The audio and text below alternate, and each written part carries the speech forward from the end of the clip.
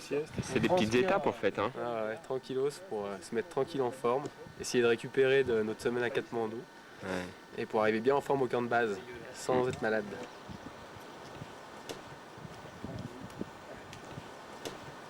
« 4 heures de marche pour rallier Gandrouk, notre première étape. Faute de place de camping disponible, nous dormirons dans un lodge confortable, ça tombe bien, il a plu toute la nuit. Sous un beau temps magnifique. Salut.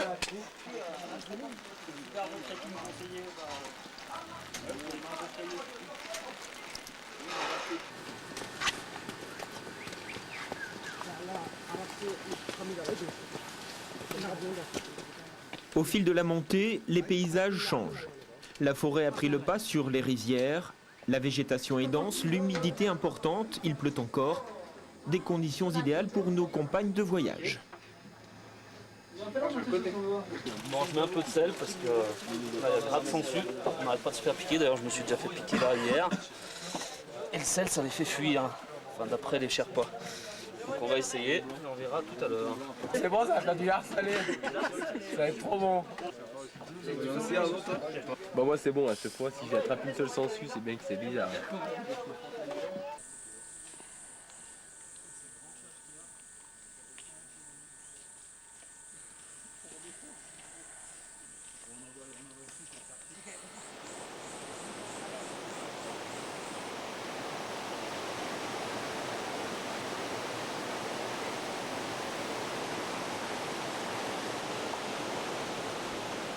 À Tadapani, deuxième étape du trek, une éclaircie laisse apparaître l'Annapurna Sud. Pour la première fois, notre objectif est là, devant nous. Ouais, bah, le ressaut au milieu, il a l'air d'être bien contournable. Et puis au-dessus, il y a pas mal d'ice float pour arriver à rejoindre l'arête, éviter les petits passages raides qui sont en haut, quoi.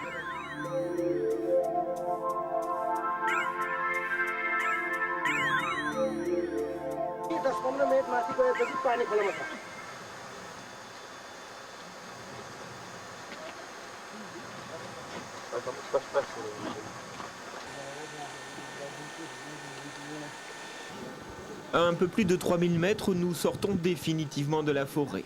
Ça n'est pas pour quitter l'humidité, le troisième campement est installé dans les prairies d'alpage, toujours avec le brouillard et les nuages.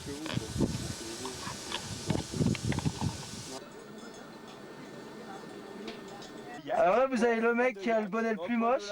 Poil de charron. Voilà, et ça c'est du poil de charron, du véritable charron. Ah putain, vas-y, tourne, tourne chérie. Vrai crâne charron. Oh là là, comme t'es vilain. On peut tisser une couverture avec ça.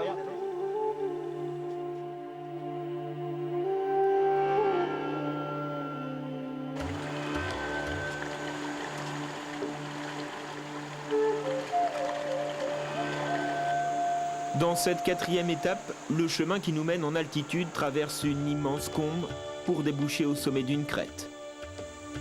Après 2 jours passés dans les nuages, l'Annapurna Sud réapparaît alors, majestueux.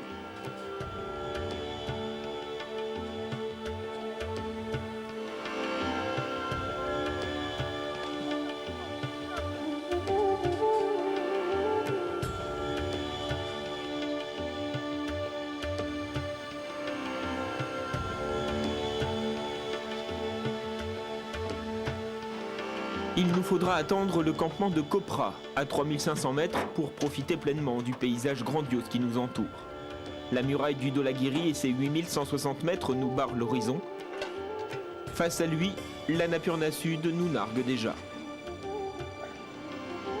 L'idéal, c'est de prendre la pente de neige qui va se mettre l'acclimatation et de prendre l'arête tout de suite.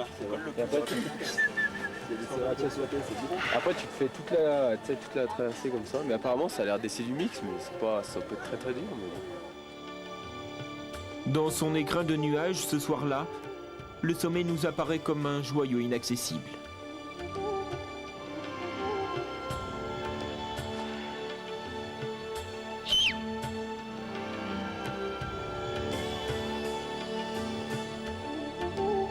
Dernière étape pour arriver au camp de base. Fin du voyage pour les porteurs qui nous auront monté près de 3 tonnes de matériel.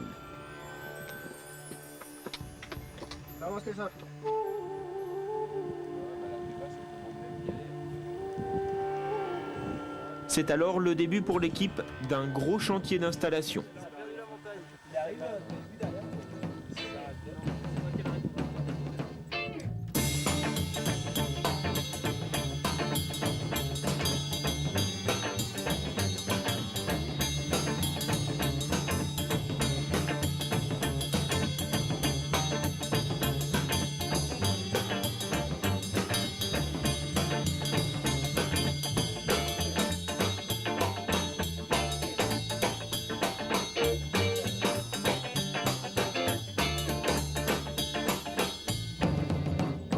Là on est à 4000, je vais dire ça, on est à 4002 quasiment. Ouais. Et donc ça part, tu vois, on va prendre le chemin qui part là derrière, on capait dans la vallée qui passe derrière ce massif-là.